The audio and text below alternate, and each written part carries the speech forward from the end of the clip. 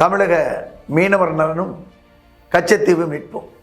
நமது மீனவர்களின் வாழ்வாதார பிரச்சனையே இலங்கை கடற்படையிடம் அடகு வைக்கப்பட்டுள்ளது. தினமும் தமிழக மீனவர்களை சிறைபிடிப்பதும் படகுகளையும் மீன்பிடி வலைகளையும் அறுத்தெறிவது இலங்கை கடற்படையின் வாடிக்கையாகிவிட்டது. நாமும் தொடர்ந்து மத்திய அரசுக்கு கடிதங்கள் எழுதுவது வாடிக்கையாகிவிட்டது. மீனவ குடும்பங்களின் வாழ்வாதாரம் வேடிக்கையாகிவிட்டது. குறிப்பாக ராமேஸ்வரம், தூத்துக்குடி, நாகப்பட்டினம் மீனவர்களுக்கு கச்சத்தீவு பகுதி வரை சென்று மீன்பிடிக்க உத்தரவாதம் அளிக்கப்பட வேண்டும். இதில் மத்திய அரசு மாற்றாந்தாய் மனப்பான்மையோடு நடந்து கொள்கிறதோ என அஞ்ச தோன்றுகிறது. தமிழக மீனவர்களின் உரிமைகள் உடனடியாக நிலைநாட்டப்படும். கரைமேல் பிறக்க வைத்தான், பெண்களை கண்ணீரில் மிதக்க வைத்தான் என புரட்சித் தலைவர் பாடியது இன்றைய மீனவர்கள் வாழ்க்கையில் மிகச் சரியாக அமைந்துள்ளது.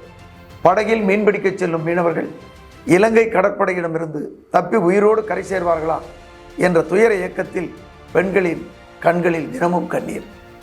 நமக்கு எதிரி நாடான பாகிஸ்தான் கூட வட இந்திய மீனவர்களுக்கு இவ்வளவு தொல்லை தருவதில்லை.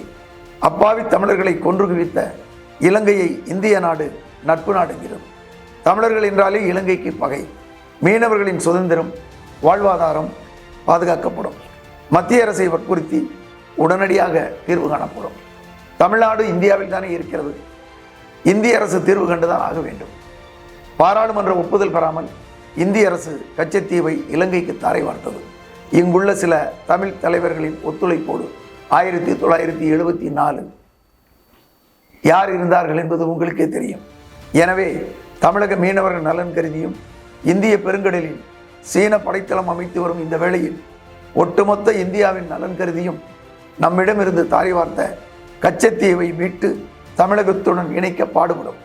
2 ஆண்டுகளில் கச்சத்தீவு மற்றும் அதை சுற்றியுள்ள தீவுகள் அனைத்தும் மீட்கப்படும்.